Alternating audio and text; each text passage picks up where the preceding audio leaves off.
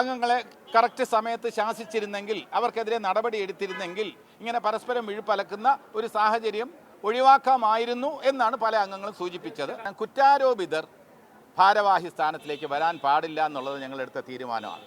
അത് ഏത് സാഹചര്യത്തിലായിരുന്നാലും ശരി. അത് നിങ്ങൾ തന്നെ ചോദിക്കുന്നുള്ള അറിയാം. അതായത് ചില ആളുകൾ ചേർന്നുകൊണ്ട് ഈ ഭരണസമിതിയെ മോശമായി ചിത്രീകരിക്കാൻ ശ്രമിച്ചു, അതുകൊണ്ട് താൻ രാജിവെക്കേണ്ടി വന്നു എന്നുള്ളതാണ് പറയുന്നത്. അല്ല, അത്തരത്തിലുള്ള വ്യക്തിപരമായ വിഷയങ്ങൾ ഇപ്പോൾ തീർച്ചയായിട്ടും ഒരു ഭരണസമിതിക്കെതിരെ ചർച്ച വരുമ്പോൾ അതിൻ്റെ പ്രസിഡന്റ് എന്ന നിലയ്ക്ക് ശ്വേതയുടേതായ വിഷമങ്ങളുണ്ടാവാം, പ്രയാസങ്ങളുണ്ടാവാം, ദുഃഖങ്ങളുണ്ടാവാം.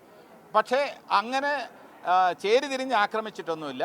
പ്രസിഡന്റിൻ്റെ പ്രവർത്തന ശൈലിയെക്കുറിച്ചൊന്നും ആൾക്കാർ അങ്ങനെ എതിർപ്പൊന്നും രേഖപ്പെടുത്തിയിട്ടില്ല, ഒറ്റപ്പെടുത്തിയിട്ടുമില്ല. മറിച്ച് ശ്വേത നേതൃത്വത്തിലിരുന്ന് ചെയ്യാൻ കഴിയുമായിരുന്ന ചില കാര്യങ്ങൾ പ്രോപ്പറായി ചെയ്തില്ല.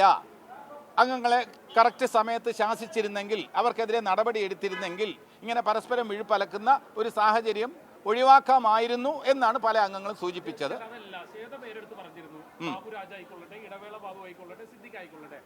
കുറ്റാരോപിതർ തിരിച്ചു വരാനുള്ള ഒരു ശ്രമത്തിന്റെ ഭാഗമായാണ് തന്നെ അടക്കമുള്ള കമ്മിറ്റി രാജിവെക്കേണ്ടി വന്നത് എന്നുള്ളതാണ് ശ്വേത പറയുന്നത്. എന്തെങ്കിലും നീക്കമുണ്ടായോ? അല്ല, ഇതിൽ ആദ്യമേ ഞങ്ങളെടുത്ത തീരുമാനം, ഇപ്പോൾ സുരേഷ് ഇന്നലെ ഉണ്ടായിരുന്നു, ഞങ്ങളെടുത്ത തീരുമാനം കുറ്റാരോപിതർ ഭാരവാഹി സ്ഥാനത്തിലേക്ക് വരാൻ പാടില്ല എന്നുള്ളത് ഞങ്ങളെടുത്ത തീരുമാനമാണ്.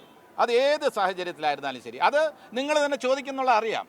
നിങ്ങൾ ചോദിക്കും, ആദ്യം ചോദിക്കുന്നത് ഇങ്ങനെ കുറ്റാരോപിതനെ എന്തടിസ്ഥാനത്തിലാണ് നിങ്ങൾ കമ്മിറ്റിയിൽ എടുത്തത് എന്ന ചോദ്യം മാധ്യമങ്ങളിൽ നിന്നും പൊതുസമൂഹത്തിൽ നിന്നും വരുമെന്ന് ഞങ്ങൾക്ക് നന്നായിട്ട് അറിയാം. അതുകൊണ്ട് അത്തരത്തിലുള്ള ആരോപണ വിധേയരായിട്ടുള്ള ആരും തന്നെ ഈ അടുത്ത ഇലക്ഷനിലും ഉണ്ടാവില്ല. അത്തരത്തിലുള്ള ആൾക്കാരെ, അത് നിയമമില്ല, നിയമത്തിൻ്റെ പരിരക്ഷ അവർക്കുണ്ടാകും. പക്ഷേ ധാർമ്മികമായി അത്തരം കുറ്റാരോപിതർ ഒരിക്കലും മത്സരിക്കാൻ പാടില്ല എന്നതാണ് അമ്മയുടെ പൊതു തത്വം. അത് പാലിക്കാൻ ഇനി അടുത്ത ഇലക്ഷനും ഈ അഡ്വോ കമ്മിറ്റിയുടെ തിരഞ്ഞെടുപ്പിൽ മാത്രമല്ല, ഇനി വരാൻ പോകുന്ന തിരഞ്ഞെടുപ്പിലും കുറ്റാരോപിതർ മാറി നിൽക്കേണ്ടതാണ് എന്നാണ് അമ്മയുടെ പക്ഷം.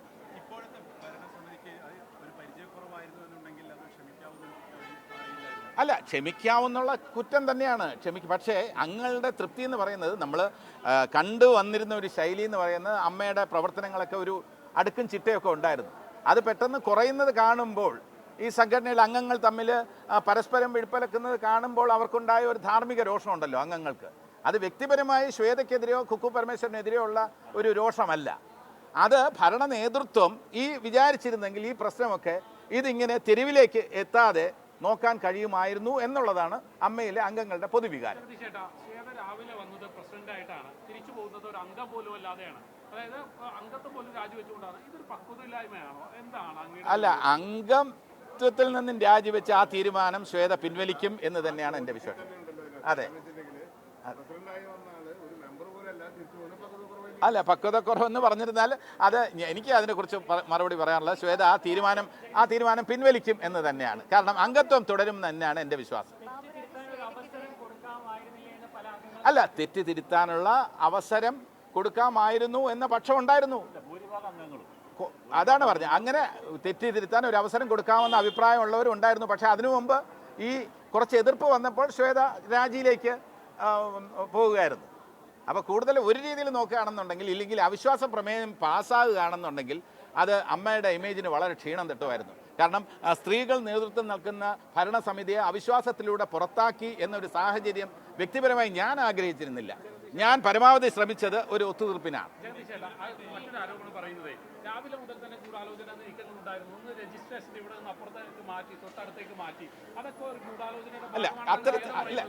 അത്തരത്തിലുള്ള ഗൂഢാലോചന ഇല്ല കേട്ടോ. ഈ അസംതൃപ്തിയും എല്ലാം അംഗങ്ങൾക്ക് പലർക്കും ഉണ്ടായിരുന്നു. അപ്പോൾ ഗൂഢാലോചന ഇല്ല. അത് നിയമപരമായി തന്നെയാണ്. ഈ സംഘടനാ നേതൃത്വത്തിനെതിരായി ഒരു പ്രിന്റ് ചെയ്ത ഒരു ആരോപണം, അത് വെച്ചിട്ട് ഒരു പാംഫ്ലെറ്റ് കൊടുത്തിരുന്നു എല്ലാ അംഗങ്ങൾക്കും. വായിച്ച് നിങ്ങൾക്ക് ന്യായമാണെന്ന് തോന്നുന്നെങ്കിൽ മാത്രം നിങ്ങൾ ഈ അവിശ്വാസവുമായി സഹകരിക്കുക എന്ന അർത്ഥത്തിലാണ് ഒപ്പിടി വെച്ചത്.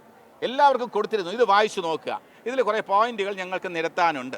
അതിൽ ഗൂഢാലോചന എന്ന് പറയാൻ കഴിയില്ല. കഴിഞ്ഞ കാല സമിതിയുടെ പ്രവർത്തനത്തിൽ അതൃപ്തരായിരുന്നു എന്നുള്ളതാണ് സത്യം.